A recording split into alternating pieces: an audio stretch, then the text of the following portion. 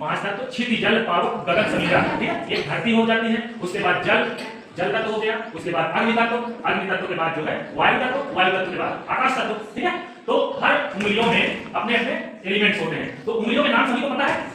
इसको क्या बोलते हैं? उंगली का अंगूठा, इसको तर्जनी, इसको मध्यमा, ये अनामिका और लास्ट वाली कनिष्ठा, लिटिल फिंगर, ठीक है। अब जो है जैसे हम किसी को मतलब ऑल द बेस्ट बोलते हैं, कोई जा रहा होता है तो उसको ऐसे कहते हैं ना, ऑल द बेस्ट, ठीक है, आपका दिन शुभ हो, मंगलमय हो। तो ये क्या होता है, हम उसको फायर देते हैं। क्या देते हैं? फायर देते हैं।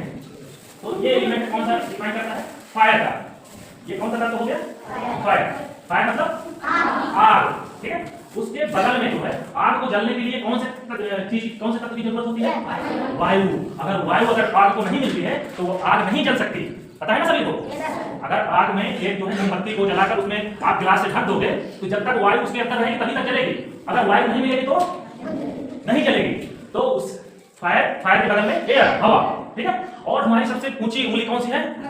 मध्यमा वाली। तो ये आकाश को, स्पेस को, किस एलिमेंट को दर्शाती है? स्पेस को। और उसके बगल में अर्थ एलिमेंट, दो ही एलिमेंट बचे, अर्थ और लिटिल फिंगर। जैसे हम जो है स्कूल में पूछते हैं ना कि water, may I go to water and may I go to toilet, ठीक है। तो ये लिटिल फिंगर किस तत्व को दर्शाती है? वाटर को, पानी को, जल तत्व को, ठीक है। समझ में आ गया पांचों तत्व को?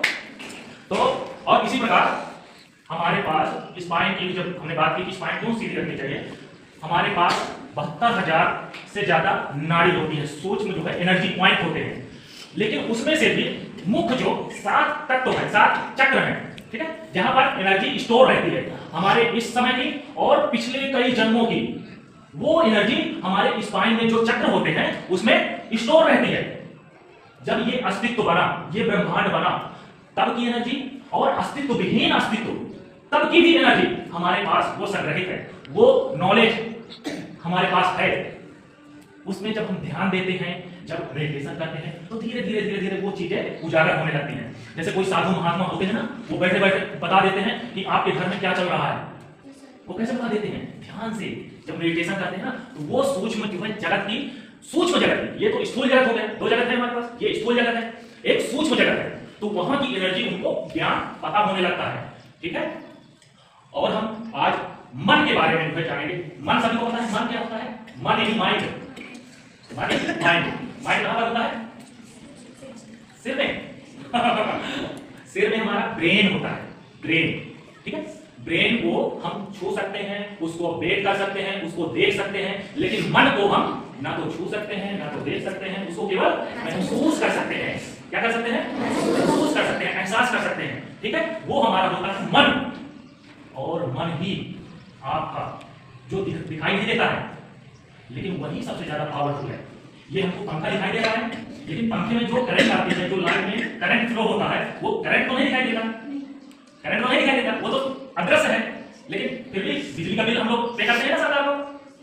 ऐसा तो नहीं कह सकते यार ये तो करंट दिखाई नहीं देता, हम बिजली बिल ना पे करेंगे, ये तो हमारा लगाया हुआ कार्ड है, हमने उसका पैसा दिया है। लेकिन जो करंट आ रहा है, इलेक्ट्रिसिटी आ रही है, वो दिखाई जरूर नहीं देती, लेकिन काम मुख्य उसी का ही है, ठीक है। अगर करंट में इसमें फ्लो ना हो तो ये नहीं चलेगा, ठीक है। इसी तरह जो हमारे पास ऊर्जा है, जो एनर्जी है, जो कॉस्मिक एनर्जी है, ब्रह्मांडीय ऊर्जा है, मन है, अगर वो ना हो तो ये शरीर नहीं चलेगा। चलेगा? नहीं चलेगा। तो मन को ही हमें अपने बस में करना है। हमारी लड़ाई जिंदगी की कहीं बाहर नहीं है, हमारे अंदर ही है। हमारे अंदर ही मन में चलता रहता है, कॉन्फ्लिक्ट चलता रहता है, ये करें कि ना करें, ये यहाँ जाए कि ना जाए, ये सब लड़ाई अपने मन में ही चलती रहती है ना। ये डाउट, ये स्ट्रेस, ये नेगेटिविटी, ये सब ट्रॉमा, पुरानी कोई 10 साल पहले या 5 साल पहले किसी ने किसी को कुछ कह दिया या कोई गाली दे दी, तो उसको हम अभी तक रो रहे हैं, अभी तक पकड़ करके बैठे हुए हैं। हम नहीं चाहते हैं, फिर भी वो चीजें हमारे पास स्टोर हो जाती हैं, वो निगेटिविटी। और आजकल बाहर तो 90% से ज्यादा निगेटिविटी ही हमको दिखाई देती है, सुनाई देती है। लेकिन जब हम अपने मन को कंट्रोल कर लेते हैं तो उसको हम जो डायरेक्शन देंगे, जो चीज कहेंगे ये करना है, वो वही करने लगेगा। समझ में आ रहा है? उसको बोलेंगे कि ये चीज नहीं करना है तो ये चीज नहीं करेगा। तो मन के बारे में बहुत सुंदर बात कही गई है। मन ही मन को जानता, मन ही मन की रीत, मन ही मन मानी करे, मन से मन की प्रीत, मन झूमे मन बावरा, मन की अद्भुत रीत, और मन के हारे हार है, मन के जीते जीत। तो मन को ही अपने बस में करना है, उसको जीतना है। तो शुरू करें अच्छा से?